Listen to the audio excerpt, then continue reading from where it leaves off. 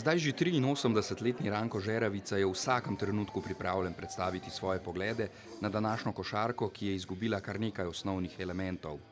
To je podvala u igri, raznovrsnost dodavanja, iznenadne akcije koje danas igrači nemaju.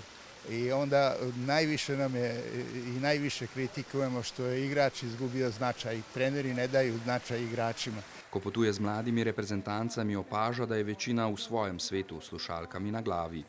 Završi se večera. Nikad ne pitaju trenere da izađu, nego stave slušalice i odlaze u sobe. U nekim trenucima ja sam ih učio i vaspitavao i govorio im da moraju da budu normalni, da ne mogu biti samo sportisti, da treba malo da se druže, da jure devojke. Tudi če se nekaterim zdijo njegovi pogledi zastareli, pa so njegovi uspehi tisti, ki niso izgubili sijaj.